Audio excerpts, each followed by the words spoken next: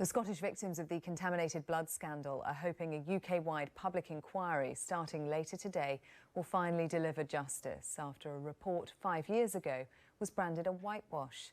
Around 3,000 people there were infected with HIV and hepatitis C in the 1970s and 80s. Our health correspondent Paul Kelso spoke to one woman who was left undiagnosed for nearly a decade. Now she can't even face the glow of a computer screen without her skin swelling. Here's his report and a warning that it does contain images of the impact of the scandal on the victim.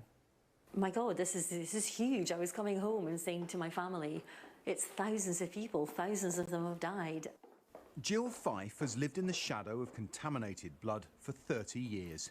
She was infected with hepatitis C by an NHS blood transfusion, and the treatment has left her with an autoimmune disorder that means she can't spend time in direct sunlight or even the glow of a computer screen without her skin blistering. She hopes hearings that begin in Scotland this week will help her and other victims to move on. Because of this public inquiry, we are, people like me and our families, an official thing has happened to us now. And by official, I mean, when we explain it, it makes sense to people. It's backed up by the authority of the public inquiry. Gill will be among the witnesses giving evidence over the next 2 weeks at the infected blood inquiry here in Edinburgh.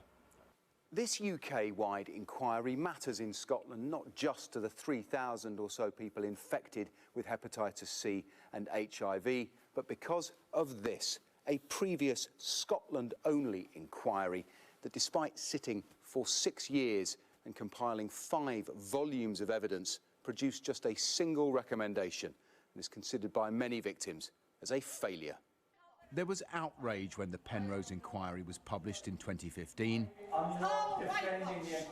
Victims heckled officials at a press conference that inquiry chairman Lord Penrose did not attend, and copies of his report were burned on the streets, summing up the response. Bill and John are veterans of that inquiry and the decades-long battle for justice and accountability. They hope the inquiry will examine how infection came about in Scotland and deliver meaningful financial support for victims and their relatives. We've known for years that in Scotland, prisons were actually quite a useful, or seen as a useful source. But of course, the problem with that was that there were very high levels of hepatitis C, hepatitis B, and in some cases HIV as well. Financial help should be made immediately until they don't need to wait to the end of the inquiry. They know what's happened. Scottish victims hope this second chance to reveal the truth is not wasted. Paul Kelso, Sky News in Edinburgh.